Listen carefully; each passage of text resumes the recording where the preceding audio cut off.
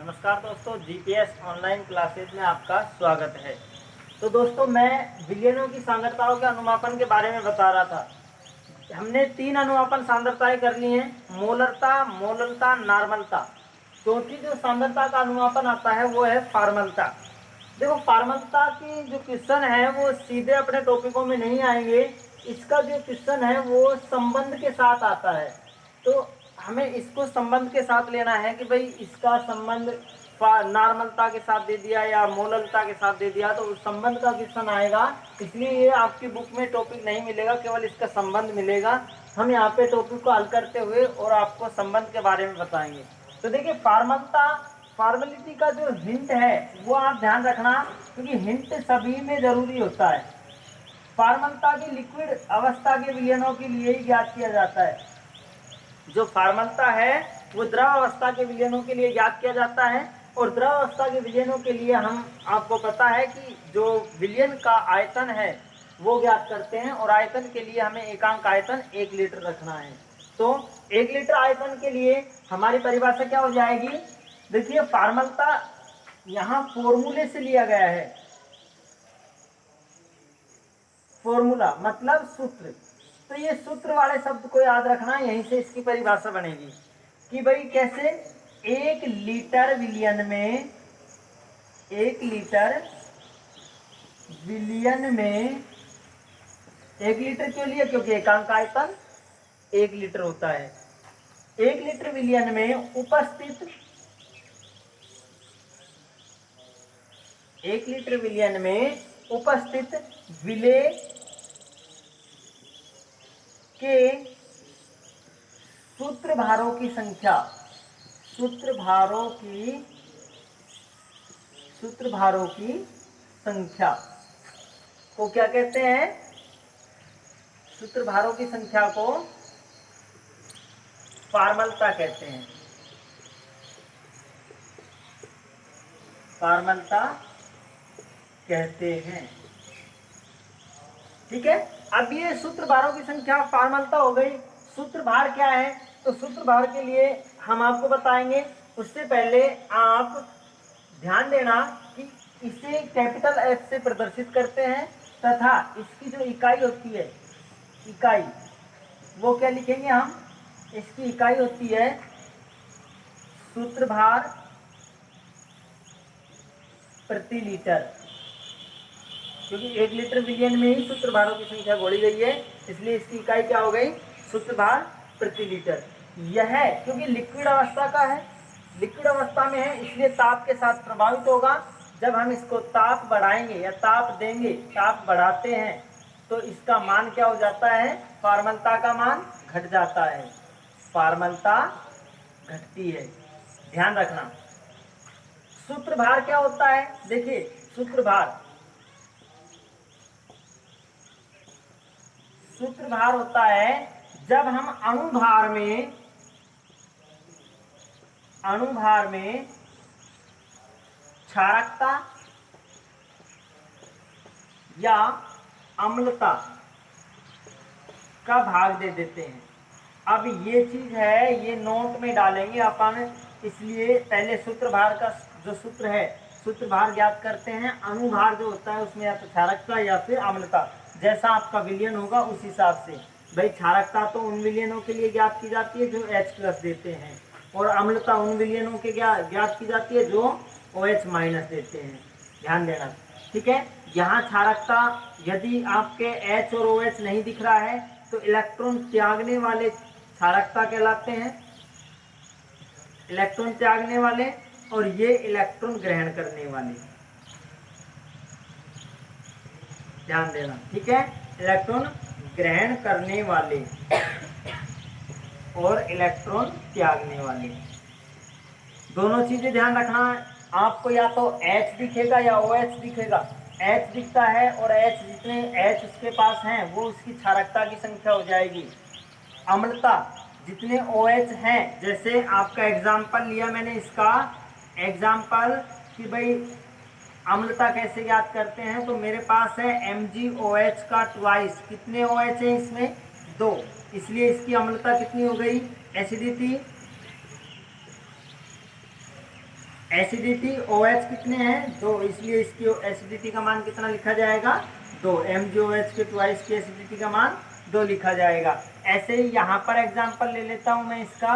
H2SO4 की क्षारकता कितनी हो जाएगी, तो H2SO4 में H प्लस आयनों की संख्या कितनी है 2, इसलिए इसकी जो बेसिडिटी है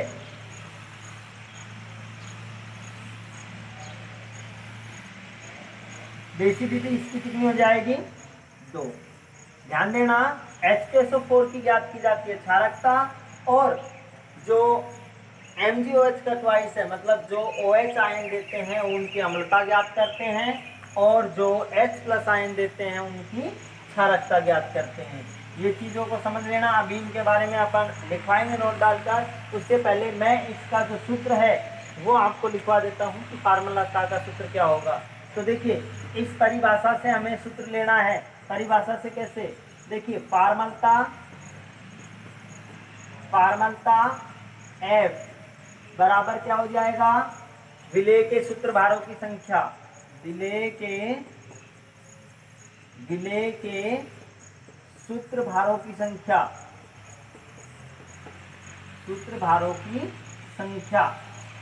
बटे विलयन, क्योंकि लिक्विड अवस्था का है इसलिए क्या लिखेंगे विलयन का आयतन इंटू 1000 ml क्यों लिया, क्योंकि 1 लीटर में ml की संख्या कितनी होती है 1000। आगे देखिए, F विलेय के सूत्र भारों को किससे, अणुभार बटे क्षारकता। तो यहाँ पर अपन लिख देंगे विलेय का ग्राम्य भार बटे विलेय का सूत्र भार इंटू विलयन का आयतन इंटू 1000। आगे देखिए, F बराबर विलेय का ग्राम्य भार किससे, भाई विलेय किसको माना, A को, ग्राम्य भार है इसलिए WA, भार को W से प्रदर्शित करते हैं, विलेय है इसलिए A लिखा, विलेय का सूत्र भार तो FA, फॉर्मेलिटी A की, इंटू विलयन का आयतन BAB, आयतन किसका विलयन का, गुणा 1000। आगे हल करते हैं, सूत्र भार के लिए क्या लिखा हमने, तो WA बटे FA की जगह मैं क्या लिख सकता हूँ, अणुभार क्या है MA बटे अम्लता क्षारकता एसिडिटी या अम्लता क्षारकता इंटू BAB इंटू 1000। यहाँ से यह आपका सूत्र हो जाएगा। आप चाहो तो ये अम्लता क्षारकता जो है इसको आप ऊपर भी ले जा सकते हो, इस तरीके से भी लिख सकते हो आप, F बराबर WA गुणा अम्लता क्षारकता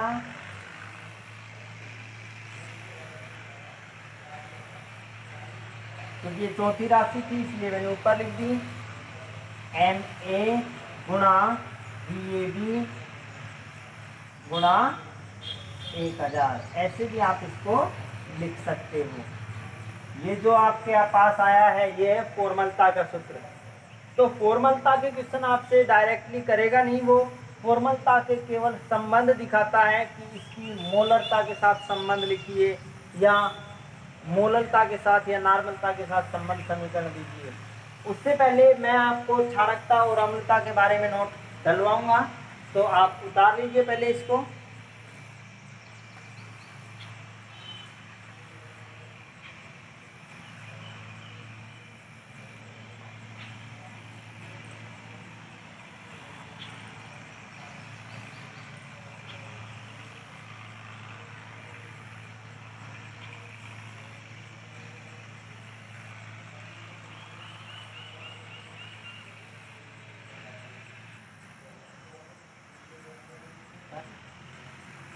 हाँ जी, देखिए उतारने के पश्चात मैं इनका जो संबंध है वो ज्ञात करूंगा। उससे पहले अम्लता क्षारकता की परिभाषा ही लिखवा देता हूं कि अम्लता क्षारकता की परिभाषा होती क्या है।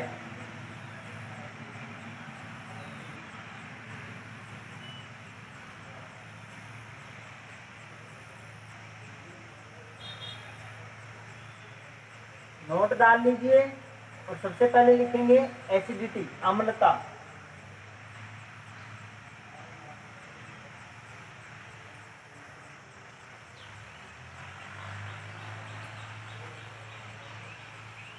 नोट डालकर लिखेंगे अम्लता।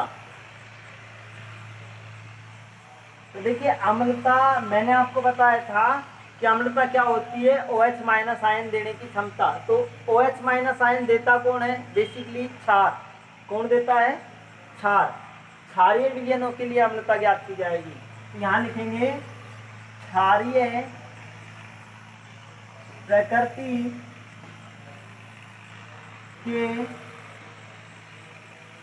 विलयनों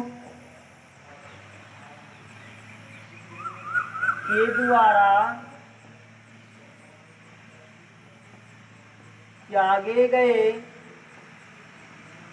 OH माइनस आयनों की संख्या, आयनों की संख्या उस विलयन की अम्लता कहलाती है, अम्लता कहलाती है।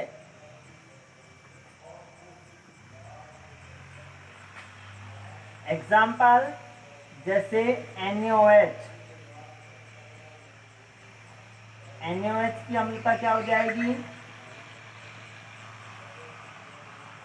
कितने OH हैं इसमें त्यागने के लिए, एक। तो हमारी यहाँ पे एसिडिटी का मान कितना आ जाएगा, 1 आ जाएगा अम्लता का मान। ऐसे ही LiOH, लिथियम हाइड्रोक्साइड, इसमें भी क्या है, एसिडिटी का मान 1। ऐसे ही AlOH का थ्राइस, इसमें OH की संख्या कितनी है, 3। तो एसिडिटी का मान 3 हो जाएगा। ऐसे ही नोट डालकर हम दूसरा लिख लेंगे क्षारकता।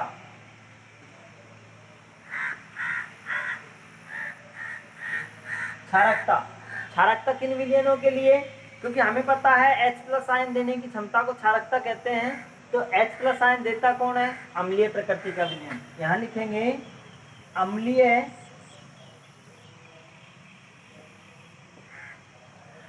प्रकृति के विलयनों के द्वारा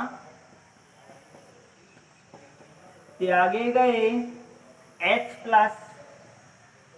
आयनों की संख्या उस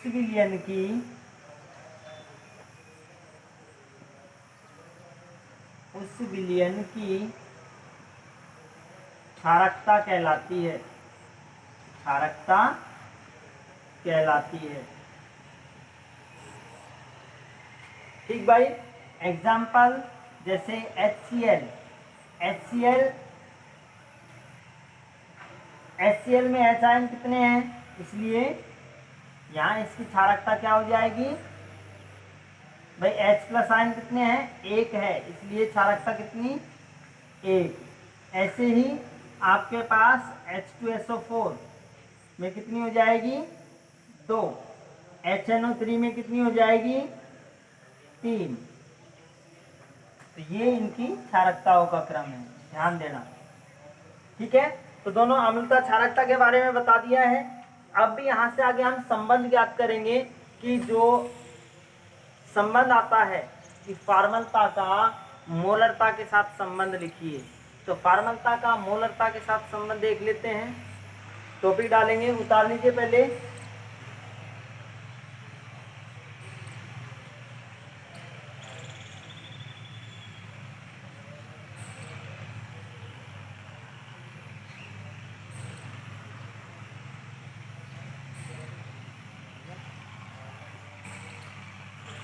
हाँ जी, यहाँ जो क्वेश्चन आएगा वो आपके संबंध से आएगा कि भाई संबंध समीकरण स्थापित कीजिए या लिखिए। तो देखिए संबंध समीकरण कैसे लिखना है, जैसे आपको बेसिकली या तो मोलरता में पूछता है या फिर मोलरता में पूछता है, दोनों में ही पूछता है। इसलिए पहला जो टॉपिक है वो हम यहाँ पे एक से ही समझ में आ जाएगा आपके कि भाई फार्मलता का मोलरता के साथ संबंध।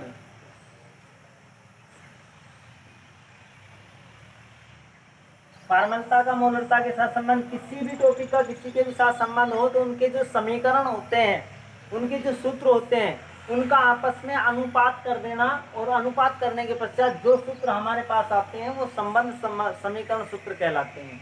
तो देखिए फार्मलता के लिए मैंने क्या लिखवाया था, एफ बराबर, अभी टॉपिक में मैंने लिखवाया था पीछे, एफ बराबर डब्ल्यू ए बटे एम अनुभार एम ए, बटे में था अम्लता क्षारकता, इसलिए मैंने इसको ले लिया ऊपर, अम्लता या क्षारकता, अम्लता या क्षारकता, इंटू VAB विलयन का आयतन गुणा 100, वो 1000, समीकरण 1 मान लिया। ऐसे ही मोलरता कैपिटल M, मोलरता के लिए मैंने क्या लिया था, देखिए वहां पर था WA बटे MA इंटू VAB इंटू 1000। देख लीजिए मोलरता वाले समीकरण में, सूत्र समीकरण में, इसे समीकरण 2 माना। समीकरण 1 भाग समीकरण 2 करने पर 1 में 2 का भाग दे देंगे, क्योंकि हमें संबंध देखना है, संबंध देखना है तो अनुपात निकालना पड़ता है, इसलिए दोनों समीकरणों का हम क्या कर देंगे, भाग दे देंगे। देखिए इधर मैं लिख देता हूं पहले F/M मोलरता और फार्मलता बराबर F का मान क्या है, F समीकरण WA बटे MA इंटू अम्लता क्षारकता, अम्लता क्षारकता गुणा 1000, ये वाला गुणा VAB। अब M का मान लिख देते हैं, मोलरता का मान क्या हो जाएगा, देखिए WA बटे में है, इसलिए सारी राशियां क्या चली जाएंगी, ऊपर चली जाएंगी। देखिए क्या आ जाएगा, MA गुणा VAB, और ये गुणा में राशि है इसलिए इसके गुणा में कर दिया 1000। हो गए दोनों समीकरण। अब देखिए जो समान है उनको काट दीजिए, WA से WA कैंसिल, MA से MA कैंसिल, VAB से VAB कैंसिल, 1000 से 1000 कैंसिल, तो हमारे पास आ जाएगा F बटे M बराबर अम्लता या क्षारकता। अब देखिए आपको क्या ज्ञात करवा सकता है, 2 तरीके से, कि भाई मोलरता दे रखी और फार्मलता ज्ञात करवाता हूं। तो देखिए मैं इसके बटे में 1 लिख दूंगा, कोई दिक्कत नहीं है। यदि F ज्ञात करवाता है, फार्मलता ज्ञात करवाता है, तो आप दोनों को गुणा कर दीजिए, बराबर हो जाएगा मोलरता गुणा अम्लता क्षारकता, अम्लता क्षारकता, ठीक है बेटा। और यदि ये M ज्ञात करवाता है, तो M ज्ञात करवाने के लिए ये दोनों गुणा में है, इसलिए मैं क्या करूंगा, M बराबर F अपॉन अम्लता क्षारकता, F अपॉन अम्लता क्षारकता, ठीक है। ये 2 ही समीकरण सूत्र पूछता है कि भाई फॉर्मलता ज्ञात करने, संबंध समीकरण से फॉर्मलता ज्ञात कीजिए या संबंध समीकरण से मोलरता ज्ञात कर दीजिए। और यदि आपको संबंध समीकरण पूछता है तो आप इस समीकरण को लिखोगे, समीकरण 2 3 है, समीकरण 3 ही आपका संबंध समीकरण है। ऐसे ही मोललता में पूछता है तो मोललता के साथ संबंध समीकरण दर्शा देंगे, और मोलरता में पूछता है तो ये वाला समीकरण आ जाएगा। ठीक है, उतारिए। इसके बाद हम आपको स्टार्ट करवाएंगे पार्ट पर मिलियन। जो अगला सांद्रता अनुमापन है पार्ट पर मिलियन, ppm।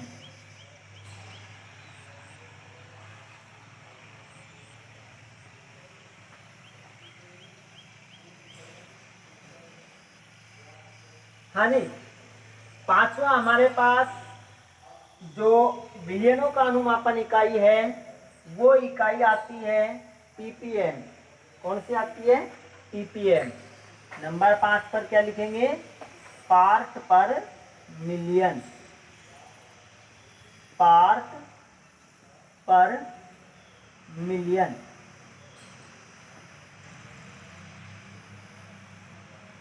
हाँ भाई, देखिए ये भी द्रव विलियनों के लिए होता है, इसलिए हिंट में हम लिख लेंगे लिक्विड अवस्था।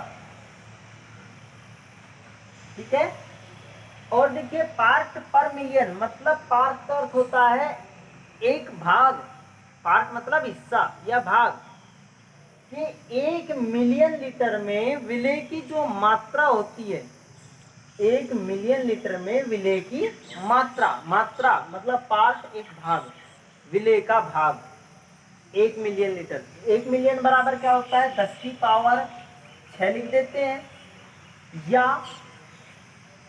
1 मिलियन लीटर लिख देते हैं।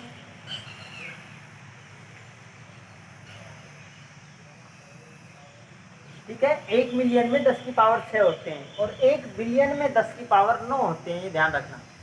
10 की पावर 6 लीटर बिलियन में, बिलियन में उपस्थित, उपस्थित विलेय की मात्रा, सीधा सा है, विलेय की मात्रा उस विलियन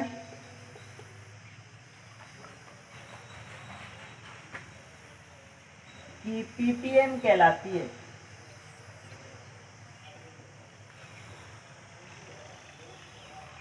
ध्यान देना, ये इकाई क्यों काम ली जाती है? क्योंकि जो हमारे वृहद विलियन होते हैं, वृहद आयतनिक विलियन होते हैं, जैसे पानी की टंकी है बड़ी वाली जिससे वाटर सप्लाई होता है पूरे शहर में, तो उसमें देखो या तो 10 की पावर 6 मिलियन लीटर पानी भरा होगा, तालाब में देखना है, कुएं में देखना है, तो उसमें पानी की जो मात्रा है वो वृहद अधिक मात्रा में होती है।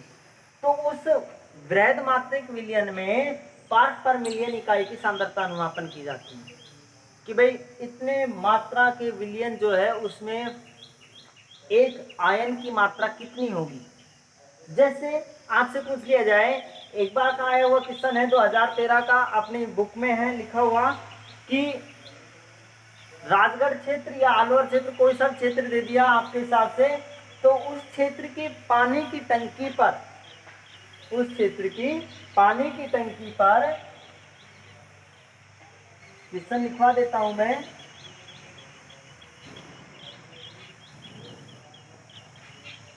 अलवर शहर की वाटर सप्लायर, अलवर शहर की वाटर सप्लायर टैंक पर 2.6 ग्राम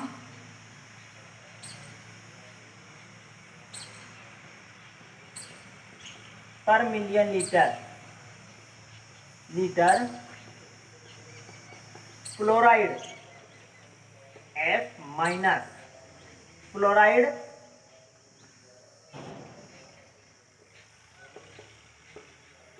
आयन मात्रक लिखा गया है, मात्रक लिखा गया है, जिसका अर्थ या इसका अर्थ क्या होगा, इसका अर्थ क्या होगा? तो सीधी सी बात है, इसका अर्थ ज्यादा कोई बड़ी बात नहीं है इसमें, कि जो उस टंकी है या उस पानी में जो फ्लोराइड आयन की मात्रा है, उस पानी में फ्लोराइड आयन की मात्रा कितनी दे रखी है उसने, 2.6 ग्राम की। भाई 1 मिलियन लीटर जो पानी है, अर्थ क्या हो जाएगा, अर्थ हो जाएगा 1 मिलियन लीटर पानी में 1 मिलियन लीटर पानी में फ्लोराइड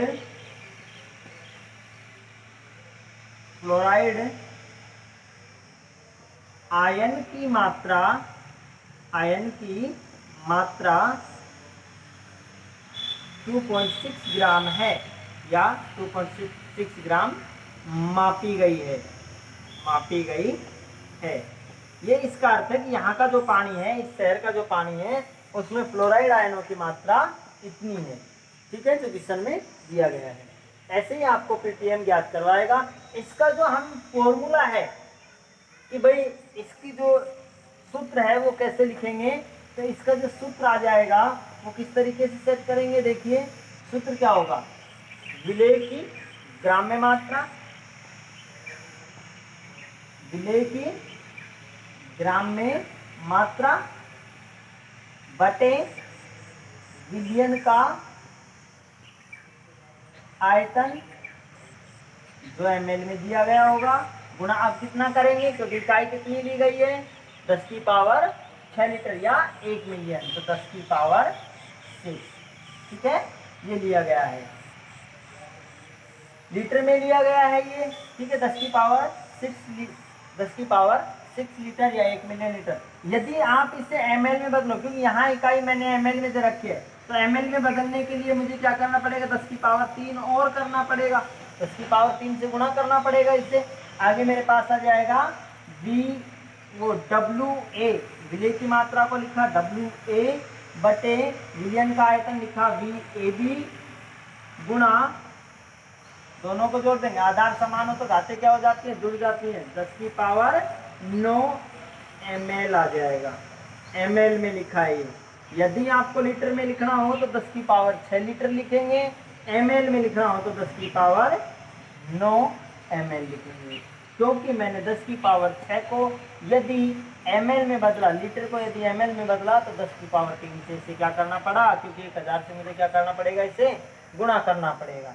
ठीक है, तो ये हमारे पास इसका सूत्र हो जाएगा। ज्यादा बड़ी बात नहीं है, इसके कोई डायरेक्टली क्वेश्चन पूछे जाते नहीं है, केवल इतना ही पूछा जाता है कि इसका अर्थ क्या होगा, या ऐसे दे दिया कि एक टूथपेस्ट के पैकेट पर 1.5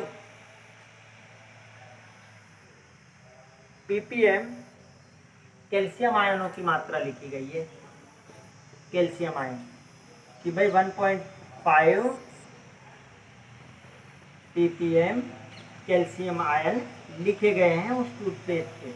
तो इसका अर्थ क्या हो जाएगा कि इस टूथपेस्ट में जो मात्रिक विलयन है, उसके 1 मिलियन लीटर जो टूथपेस्ट है मात्रा में, उसमें 1.5 ग्राम कैल्शियम आयन है।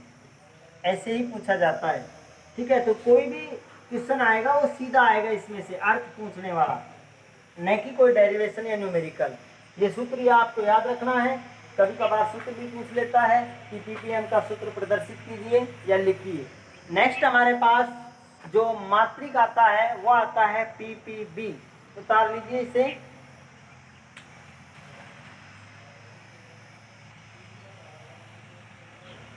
देखिए पीपीबी क्या होता है,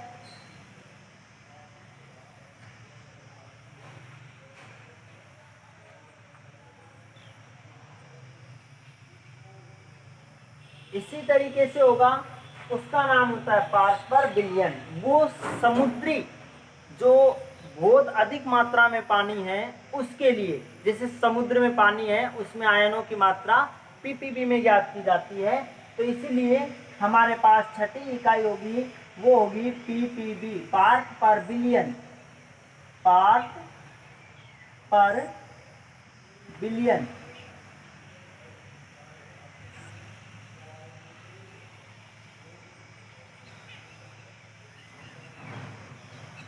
ठीक भाई, पार्ट पर बिलियन। अब देखिए पार्ट पर बिलियन मतलब 1 बिलियन लीटर जो जल है या बिलियन है, उस में जो आयनों की मात्रा है वो जांची जाती है। यह जो इकाई है वो द्रव विलयनों के लिए होती है तथा वृहद मात्रिक द्रव विलयनों के लिए, जैसे समुद्री जल। एग्जाम्पल यहाँ पर क्या हो जाएगा, समुद्री जल। ये समुद्री जल या फिर कोई झील है उसके लिए ज्ञात की जाती है, झील। ठीक है, जिसमें कम से कम बिलियन लीटर जल की मात्रा हो या विलयन की मात्रा हो। तो हम यहाँ पर लिखेंगे 10⁻9 या 1 बिलियन। ठीक है, लीटर। 10⁻9 लीटर बिलियन में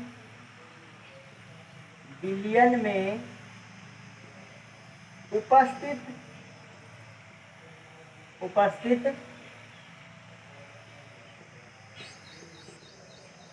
विलेय की ग्राम में मात्रा क्या कहलाती है, उस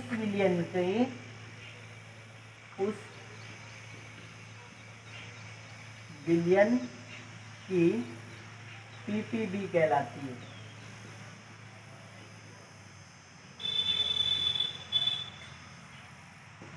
कि भाई समुद्री जल है, उसमें फ्लोराइड आयनों की मात्रा है, मैग्नीशियम आयनों की मात्रा है, कैल्शियम आयनों की मात्रा है। उन आयनों की मात्रा इस सांद्रता इकाई के साथ ज्ञात की जाती है।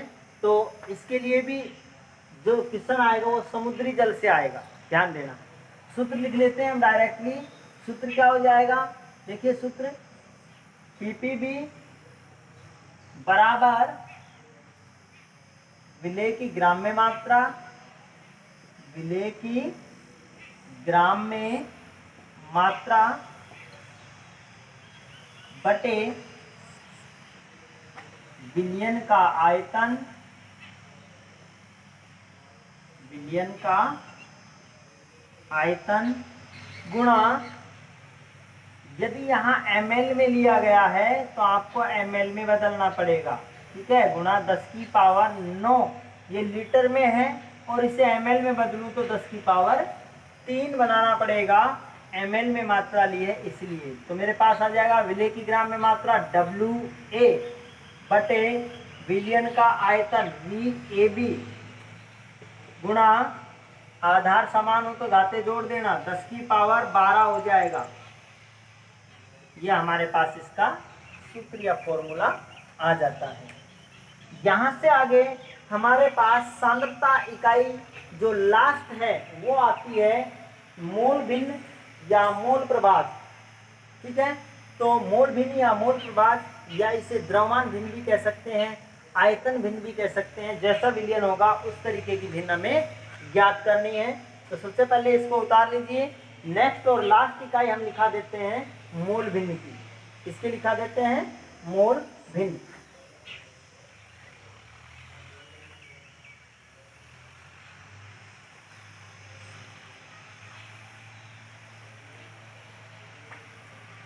लास्ट सांद्रता अनुमापन की इकाई है 7वीं मोल भिन्न।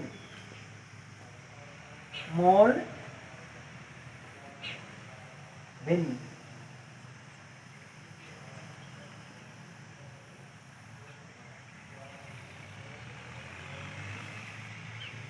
मोल भिन्न, देखिए मोल भिन्न होती क्या है कि ये एक जो विलयन है उसमें विलेय और विलायक की अनुपात मात्रा है। विलेय और विलायक की अनुपात मात्रा को हम भिन्न कहते हैं। देखिए भिन्न क्या होता है, जो भिन्न होता है, कोई 2 अनुमापक इकाइयां हो या 3 अनुमापक इकाइयां हो तो उनमें कम से कम 2 अनुमापक इकाइयों का जो अनुपात होता है उसे हम भिन्न कहते हैं। क्या कहते हैं, भिन्न। यहीं से हम लेंगे कि विलयन में कम से कम कितने घटक हैं, 2 घटक हैं। कौन कौन से, विलेय और विलायक। तो विलेय और विलायक जो घटक हैं उनके अनुपात मात्रा को, उनकी अनुपात मात्रा को हम क्या कहते हैं, मोल भिन्न कहते हैं। देखिए इधर क्या हो जाएगा, किसी विलयन, किसी एकांक विलयन, एकांक मतलब निश्चित मात्रा का होना चाहिए विलयन, किसी एकांक विलयन में विलेय तथा विलायक की आनुपातिक मात्रा, आनुपातिक या आप इसे भिन्नात्मक भी कह सकते हो, अनुपातिक या भिन्नात्मक मात्रा को मोल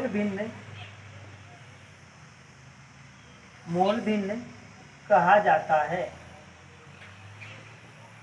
ज्यादा दिक्कत नहीं है इसमें, क्योंकि हमें भिन्न ज्ञात करनी है, मतलब घटक जो होते हैं उन घटकों के जो आनुपातिक मान हैं उन्हें हमें इसमें लेना है। इसे हम x से ज्ञात कर लिखते हैं, इसे हम x से प्रदर्शित करते हैं,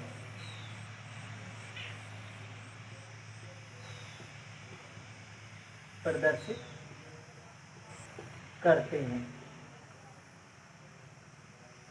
अब जैसे इसमें जो घटक लिया जाएगा ना, जिस घटक की भिन्न मात्रा ज्ञात की जाएगी, उसी घटक को इसमें ऊपर लिखा जाएगा और उसके विलयन के साथ उसका अनुपात बना दिया जाएगा। जैसे आपको एग्जाम्पल है कि भाई विलयन में विलायक की मूल भिन्न ज्ञात करो, ऐसे दे दिया क्वेश्चन में कि भाई इतना लीटर विलियन है या इतना ml विलियन है, उसमें विलायक की मात्रा ये है, तो उस विलायक की मोल भिन्न क्या होगी। ठीक है, क्वेश्चन भी मैं आपको कराऊंगा इसमें। तो ऐसे आपसे क्वेश्चन पूछेगा, जैसे विलियन में विलायक की मात्रा पूछ ली या विलियन में विलेय की मात्रा पूछ ली, तो वो जो है उसी को आपको यहाँ पे बताना है। देखिए मैं भिन्न को किसमें प्रदर्शित कर रहा हूँ, x में। किसकी पूछी है, विलायक की, तो विलायक के लिए मुझे क्या लिखना है, b, x b, विलायक की मोल भिन्न याद करनी है। यहाँ लिख दीजिए विलायक की मोल भिन्न, जिससे याद रहेगा आपको, विलायक की मोल भिन्न, मोल भिन्न।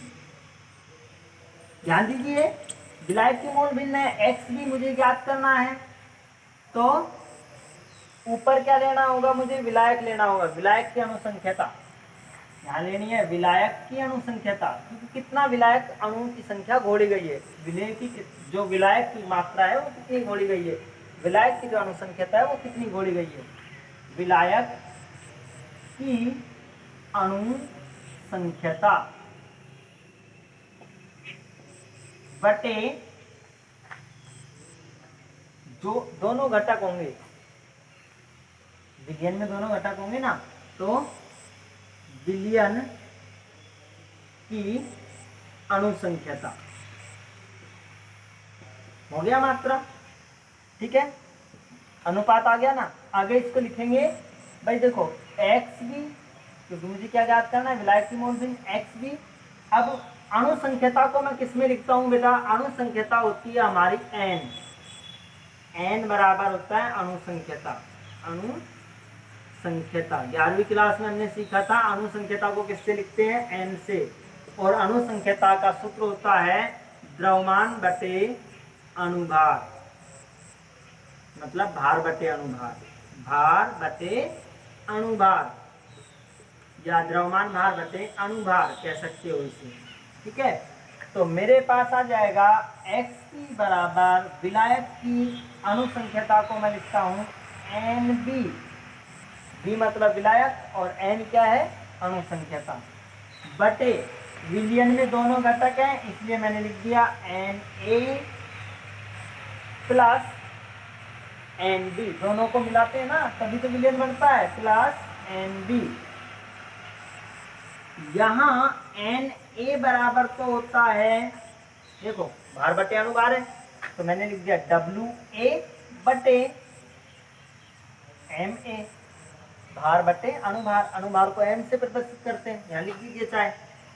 m बराबर अणुभार, भार बराबर w, पहले भी बताया मैंने ये। और nb जो होता है, nb वो होता है अपने पास wb बटे mb। ठीक है, मान यहां पे तब कर दीजिए दोनों के, xb बराबर nb की जगह में क्या रखूंगा, wb बटे क्या हो जाएगा, mb गुणा अब मेरे पास na का मान आता है तो wa चौथी राशि है, ऊपर चली जाएगी ma, सही है। ऐसे ही nb का मान लिख देता हूं, wb चौथी राशि है, mb, ये आपके पास क्या आ गई, विलायक की मोल भिन्न आ गई। चाहे तो आप ये वाली रख देना समीकरण एक, चाहे समीकरण दो, कोई सी समीकरण हो, दोनों समीकरण मोल भिन्न को प्रदर्शित करती है। यहाँ यदि आपको मैंने विलायक से लिया है, विलेय से माने तो यहाँ एक्स ए रख देना, एक्स ए के हिसाब से एन ए ऊपर आएगा, उसी हिसाब से आपको इसको हल करना है। तो ध्यान रखिए कि जो हमारे पास, इसको आगे मैं बताऊंगा अभी इस सूत्र से कि एन ए और एन बी जो है वो हमने एक अंक करना है, क्यों, एक से घटाकर करना है।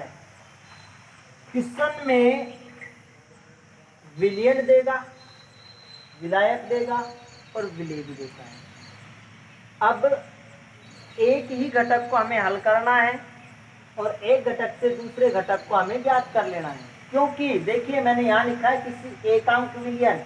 एकांक विलयन का मतलब है कि यहाँ जो हमारे पास एक्स ए और एक्स बी होगा, मतलब विलेय और विलायक होगा, उसका मान एक के बराबर है। एकांक का अर्थ तो यही होता है। अब हमें ना क्वेश्चन में वो देखो विलयन भी देता है, क्वेश्चन अभी मैं इसमें कराऊंगा, देखो विलयन भी देता है, विलायक भी देता है और विलेय भी देता है।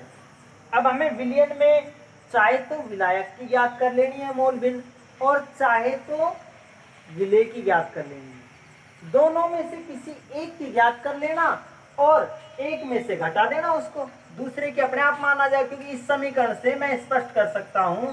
इसको मिटा रहा हूं, देखिए मैं यहाँ पर इसको स्पष्ट कर सकता हूँ। जैसे मुझे एक्स का मान ज्ञात करना है और एक्स बी का मान मेरे पास है, तो मैं एक में से एक्स बी को घटा दूंगा, सीधा हल करने की मुझे आवश्यकता नहीं है। या मुझे एक्स बी का मान ज्ञात करना है, ठीक है, तो मैं एक में से एक्स ए को घटा दूंगा। तो ये समीकरण जरूर याद रखना, इससे आपका टाइम बचेगा, क्योंकि टाइम बहुत ज्यादा बड़ी बात है क्वेश्चनों में, क्योंकि इतना बड़ा क्वेश्चन आपको दे दिया ना, आपने 2 बार हल करना पड़ेगा फिर पूरा। तो 2 बार हल करने के बजाय आप किसी एक को, विलायक, जैसे विलयन में विलायक की मोल भिन्न ज्ञात कर लेना और विलायक की मोल भिन्न को उस विलयन की मोल भिन्न की एक अंक में से घटा देना, दूसरे के अपने आप आ जाएगी, विलेय की आ जाएगी। या फिर आपने विलेय की ज्ञात कर ली है तो विलायक की ज्ञात कर लेना, ठीक है। तो ये जरूर ध्यान रखना, क्योंकि आपको पूरा डेरिवेशन 2 बार नहीं करना पड़े, आपका टाइम नहीं खराब होना चाहिए। तो दोस्तों आज के लिए हमारे टॉपिक में जो विलयनों की सांद्रताओं का अनुमापन है ये कंप्लीट हो चुका है। इसके कुछ क्वेश्चन है जो मैं नेक्स्ट वीडियो में डालने वाला हूँ।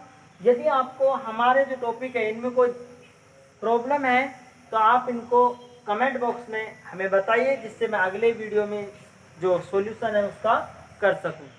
कोई क्वेश्चन है, क्वेरी है, तो उसे भी आप कमेंट बॉक्स में ज़रूर लिखें। यदि वीडियो पसंद आया है तो लाइक ज़रूर कीजिएगा। Thank you.